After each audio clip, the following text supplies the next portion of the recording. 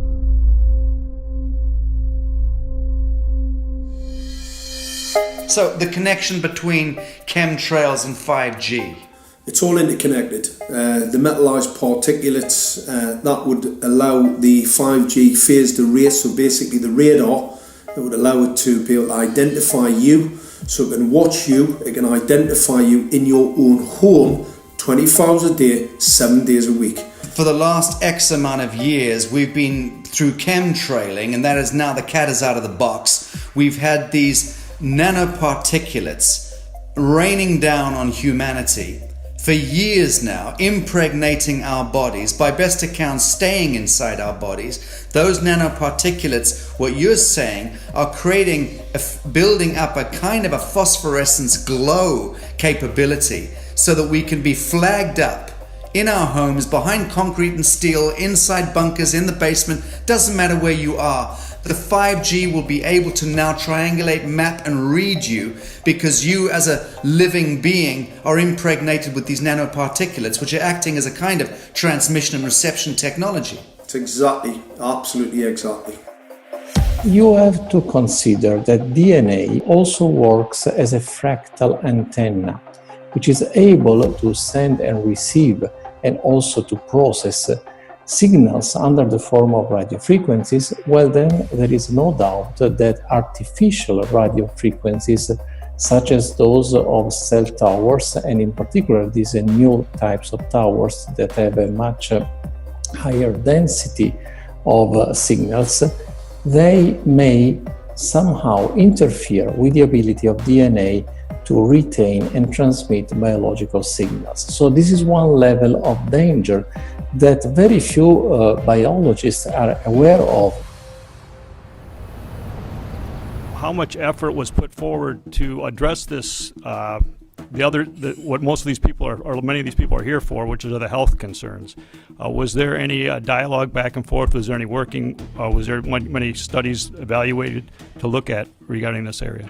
Maybe not every person that has concerns on the legislation was brought to the table. Okay, so from your perspective, you feel that there was a legitimate amount of time to evaluate the data that the opposition would have on this? Absolutely, and I wouldn't put forth something that I didn't believe in.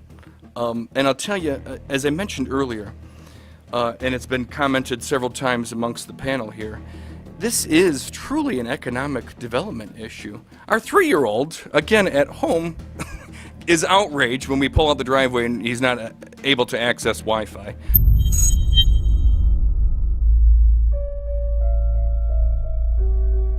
I think anyone who puts Wi-Fi into a school should be locked up for the rest of their life.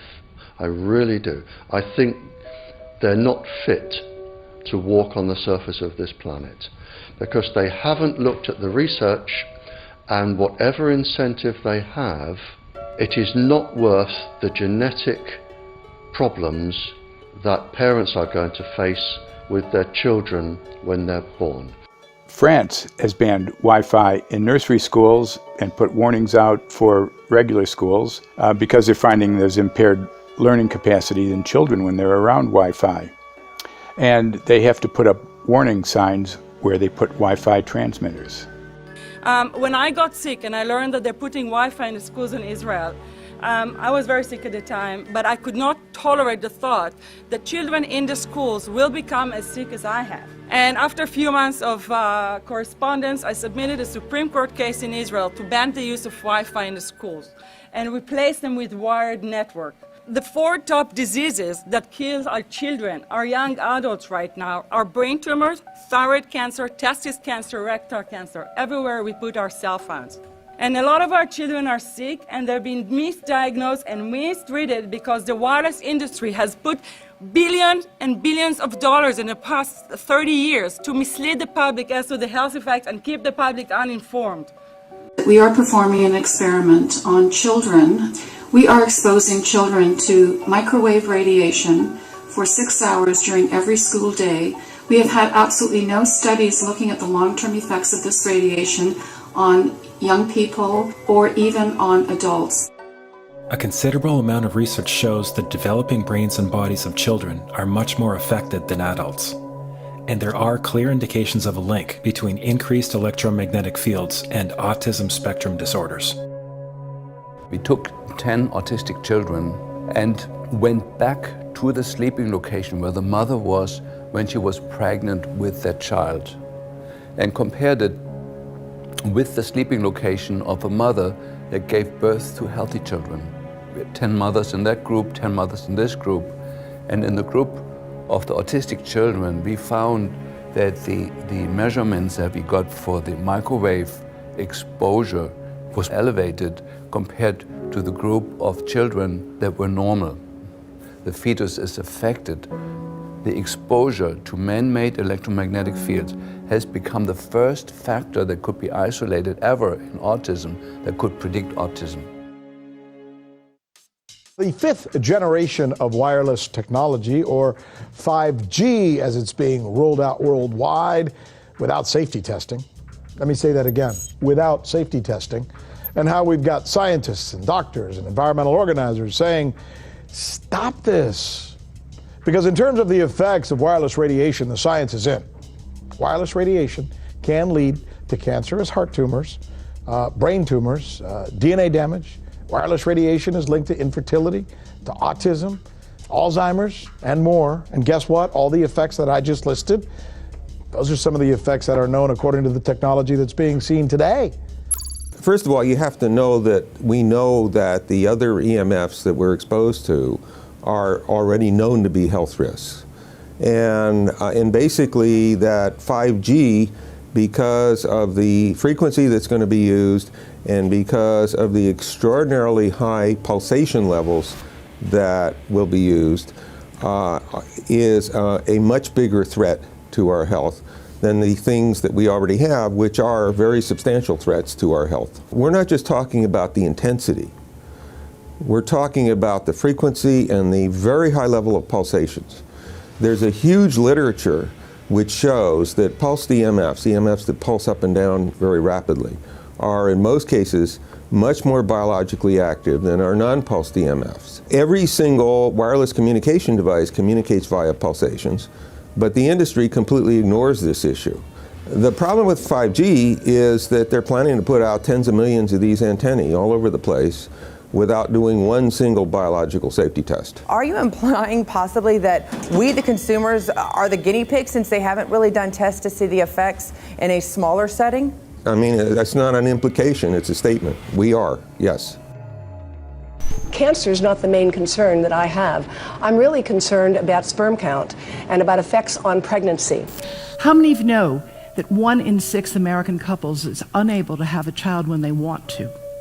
How many of you know that last year the birth rate in this country dropped the most that it ever has in recent history, 3% in a single year?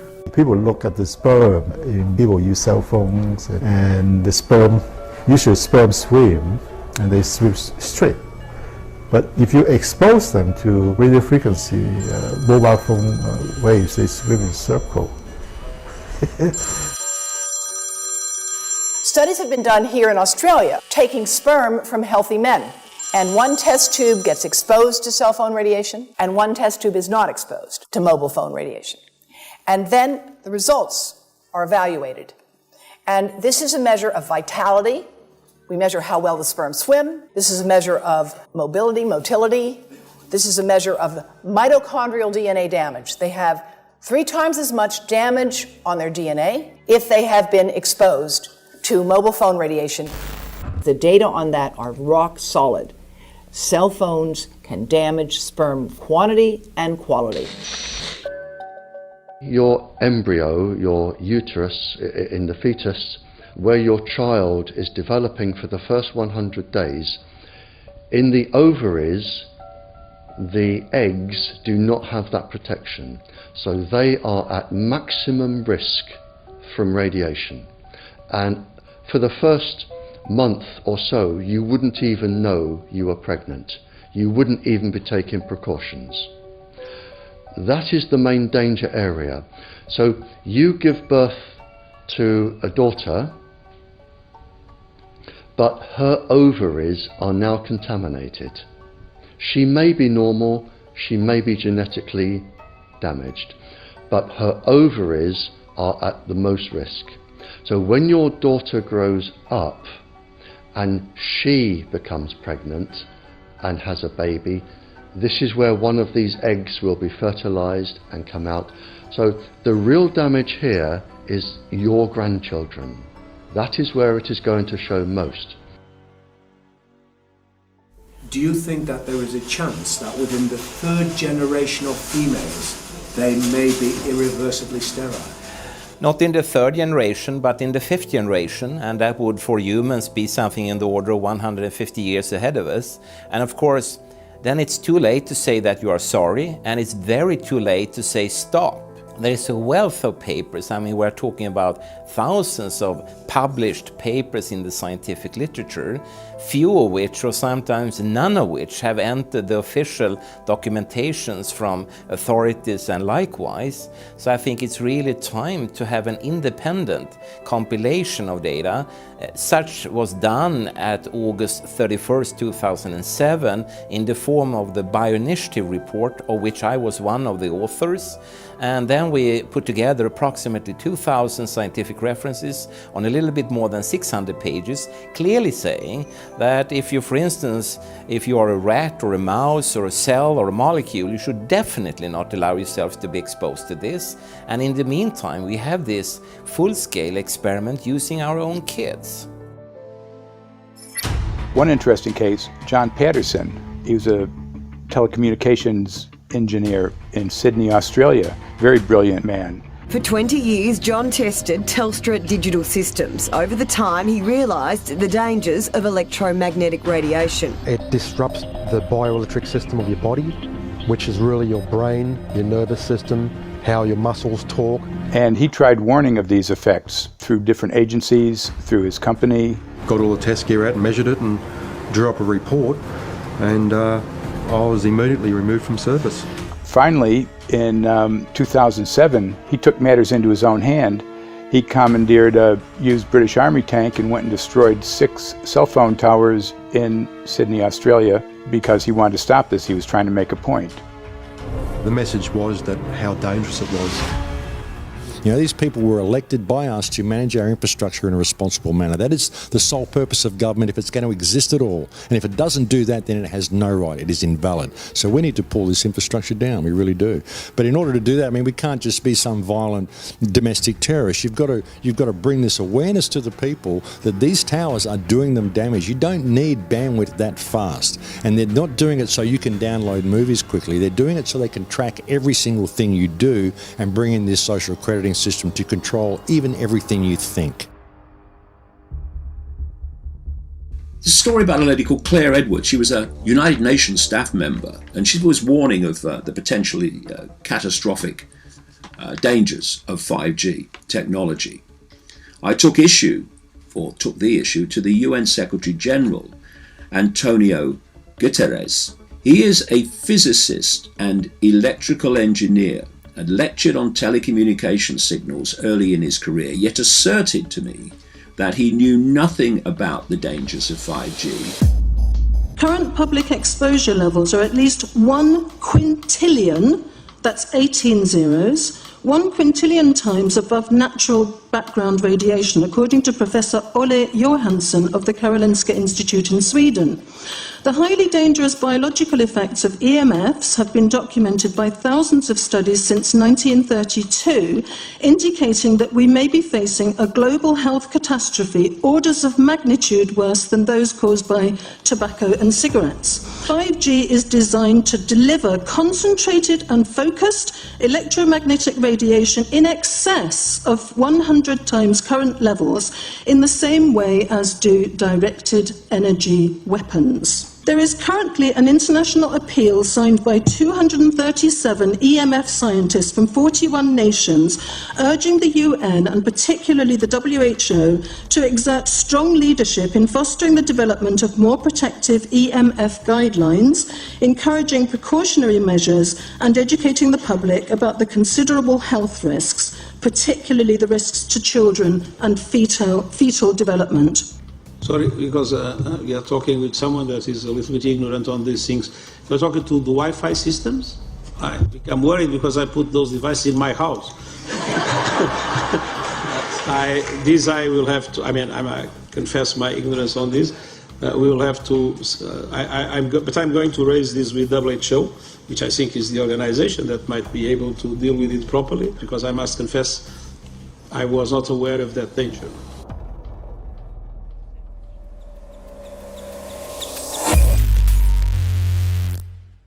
In 1996, when the Telecommunications Act was passed, in it was a provision essentially that kept local officials from addressing health issue concerns when approving or not approving a cell tower. So that's correct. But then something new is happening. We've talked a lot about it on the Solari report, thanks to Jason Bowden-Smith and his website EMF Warriors. But this is new. This is very, very new. So you're basically, sending out an appeal on something that in one sense hasn't happened yet. This is not just an incremental change. This is a big step up. It's a sea change. An onslaught's not an improper word. It's a bombardment. So instead of a cell tower 1 mile or 2 miles from you and you still have cell phone service, we're going to have antennas every block, and some poor soul is going to have one mounted to utility pole maybe less than 20 meters from their home. So this kind of, invasive bombardment with this many antennas, I mean, just in 1 square mile, if you do the math, 1 per block and 16 blocks per mile, that's about 250 antennas per square mile. The millimeter wave is untested. Former FCC Chairman Tom Wheeler openly said that they don't plan to test. We won't wait for the standards. And then our appeal also addresses the fact that there's a plan to roll out 5G through satellites in low Earth orbit. So 20,000 satellites, which will cover every square foot of the planet with a 5G signal. 6, 5, 4, 3, 2, 1. Night after night, politicians and other leaders were telling Americans that Sputnik revealed that we were at great risk. Not just our pride, but our security is at stake.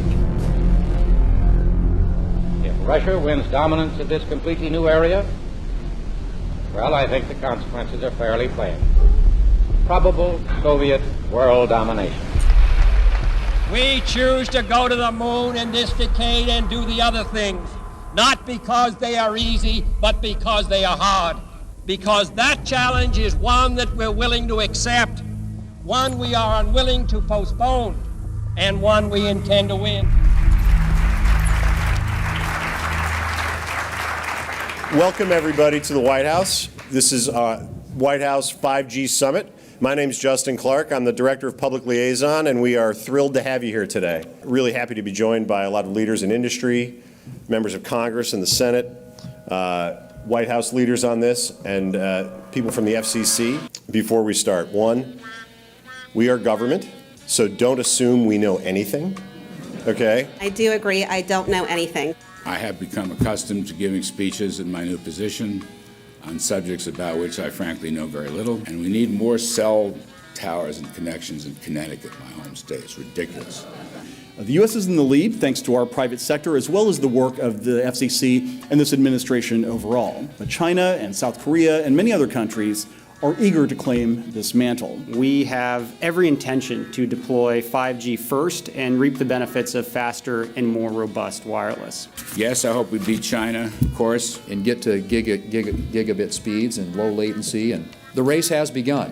Let there be no mistake.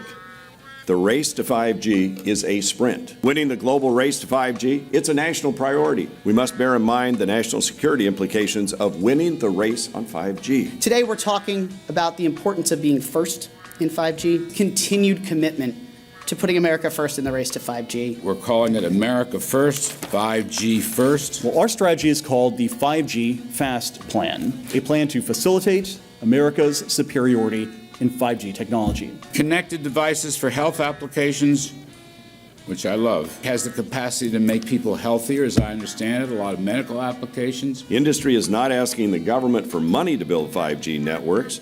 They're asking us to cut the red tape that surrounds infrastructure deployment. We cannot let today's red tape strangle the 5G future. The red tape slows and sometimes stops the building of densified network facilities necessary for 5G. As we continue our efforts to keep government out of the way so that America can continue its leadership for America to win the race to 5G.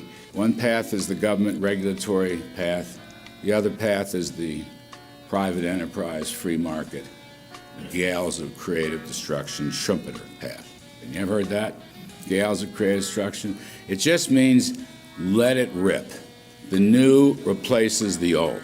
With 5G, we're on the cusp of another era of American innovation. It means an even more connected world for everyone around us, unlocking the potential of the Internet of Things to become safer, healthier, and more sustainable for our future. You know, sometimes, look, we all believe in the 10th Amendment, but sometimes you have to override it.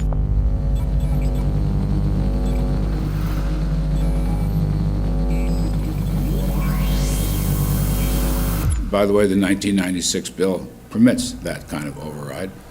We're not here to be completely heavy-handed, but sometimes you got to do what you got to do. And some of these states or cities that don't want to cooperate want to shake us down. We can't allow obstacles and barriers to stop this movement. That's all.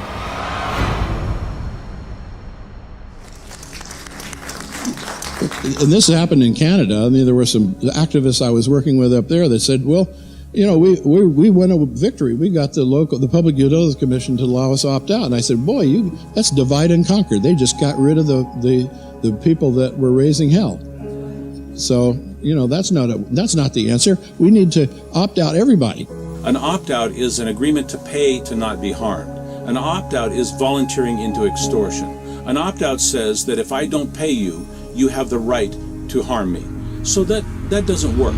This is a mandate. This is being pushed down your throat by a company that is not responsive, by a government that is not responsible, and it's being done in a collusion that's designed to undermine the individual rights of individual people in communities across the country and around the world. The Minister for the Environment has a duty.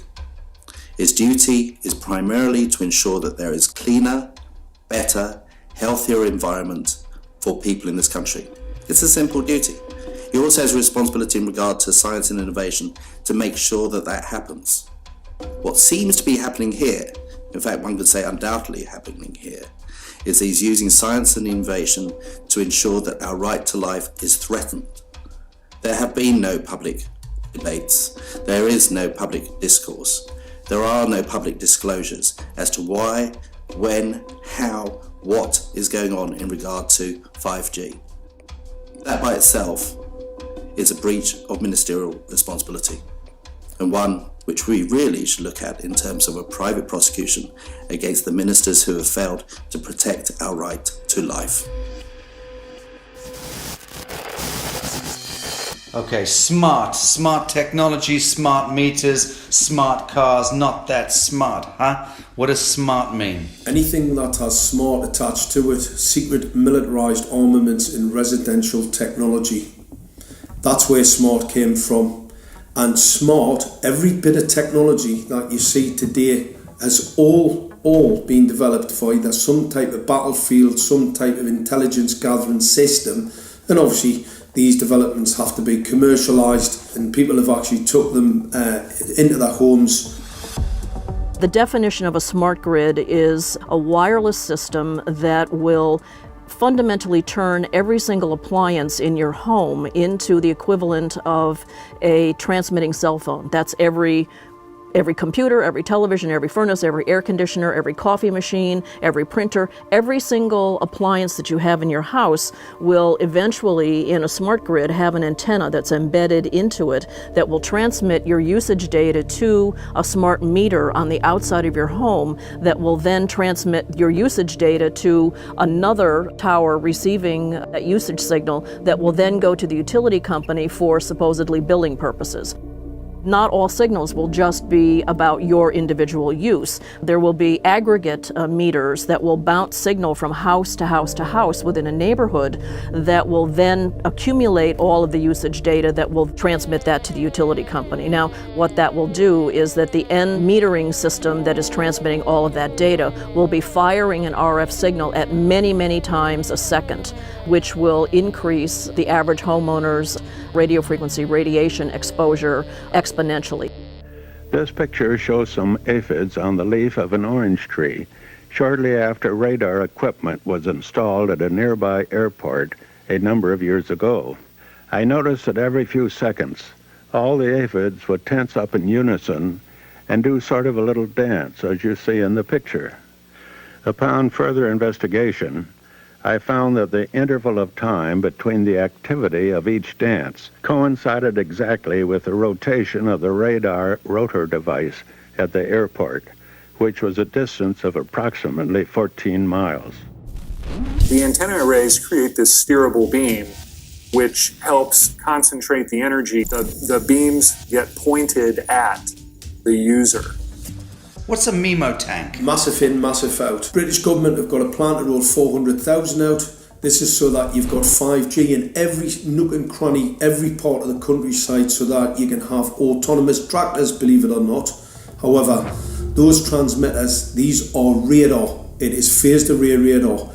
Though that radar signal sweeping the countryside will kill every pollinator, every biological structure, it will sterilise livestock, it will kill the ground, consequently land won't have a value, obviously farmers will die, the community will be under attack. The community will be under attack. If we can't produce food, if we kill all the pollinators, we're in serious trouble.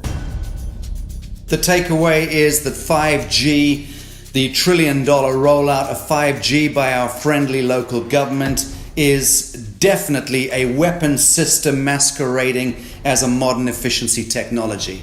It most certainly is. And what I put it down to, it's economic terrorism. There is no value, nil, in killing off your population, in destroying your ability to grow food, to kill all your pollinators. They may have a nice financial number on a piece of paper, but in reality, dementia, diabetes, all the things that are currently crippling the NHS, a burden on the country, illness, mental health issues, the focus of that cause can be identified and has been identified in the science. The science is proven.